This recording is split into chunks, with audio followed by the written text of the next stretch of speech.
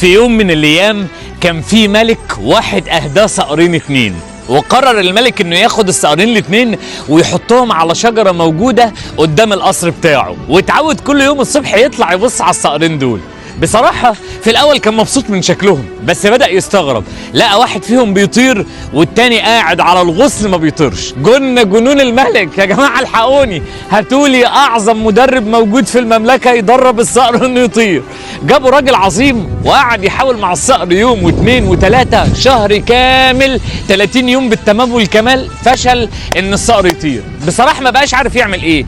جاب المساعد بتاعه وقال له أنت لازم تتصرف، الصقر ده لازم يطير زي الصقر التاني. ساعتها المساعد بتاعه اقترح عليه اقتراح رهيب جدا، قال له ما تيجي يا ملك نجيب بقى واحد من الفلاحين المزارعين اللي بيعرف يتعامل مع الطيور، يمكن هو اللي يقدر يخلي الصقر ده يطير. وفعلا قد كان، جابوا اشهر فلاح موجود في الاراضي اللي حوالين المملكه. واما جه الفلاح وبدا يقعد يوم واتنين مع الصقر الصبح، والملك طالع من الشباك اللي موجود في القصر بتاعه بيبص، اكتشف ان الصقرين الاتنين طايرين. جنونه، لا هاتولي الفلاح، انا لازم اعرف عمل ايه. واما جابوا الفلاح وبداوا يسالوه، قال له انا بدات اتفاجئ بعد اول يوم ان الصقر مش عايز يطير وواقف على الغصن اللي واقف عليه، فقررت ان انا احطه في خطر واكسر له الغصن اللي بيقف عليه.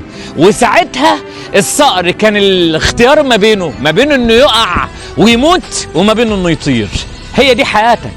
الغصن اللي موجود في حياتك ده هو المشاكل والحاجات والمستنقع اللي انت حاطط نفسك فيه ومش عمال تتحرك، ومع الوقت هتلاقي نفسك وحيد في المملكة بتاعتك، وحيد مفيش معاك اي حاجة، وللأسف هتموت. مش هتموت موت اللي احنا عارفينه، هتموت بالبطيء، لانك هتكتشف ان كل حاجة في الدنيا بتزقك بعيد، كل حاجة في الدنيا بتقولك مالكش قيمة، كل حاجة في الدنيا بتبعدك عنها وكأنك وصمة عار. لكن صدقني لو قررت ان انت تكسر الغصن ده، قررت ان انت تشيل الحاجة اللي مأثرة عليه، قررت ان انت تقف وتواجه مشاكلك لأول مرة وتحاول تحل الامور اللي موجودة حواليك في حياتك، تاخد القرارات اللي انت مأجلها وتنظف دايرتك من الناس. انا اسف مش لاقي كلمة غيرها اقولها من الدايرة المتوسخة اللي انت عايش فيها. ولو قررت انك تبعد نفسك عن الناس اللي بتوجع قلبك، وقررت انك ترجع لربنا اللي هيرشدك لطريقك ويخليك مبسوط، وقررت انك تعمل حاجات كتير، انت كسرت الغصن بايدك. عارف هيحصل ايه؟ بقيت تعرف تطير. لان انت اللي مش خليك تعرف تطير مش انك ما انتش قادر، ان انت حواليك حاجات عماله تشدك لتحت.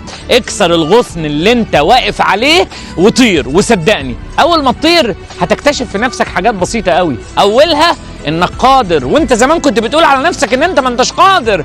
اولها انك بدات تشوف حاجات فوق ما كنتش بتشوفها وانت واقف على الغصن. اولها انك بدات تجري تدور على دايره غير الدايره اللي انت كنت عايش فيها، دايره انضف واحسن واجمل 100 مره من مليون حاجه حواليك للاسف مخليه حياتك وحشه. اكسر الغصن بايدك، وصدقني والله العظيم هتشوف حاجات عمرك ما شفتها، وهتحقق حاجات عمرك ما تخيلت انك تحققها، وتوصل لكل الامان اللي انت عايزها في وقت قياسي، لانك قررت بجد انك تعمل كده. اكسر الغصن وطير بقى، لان صدقني الوقفه كتير هتموت.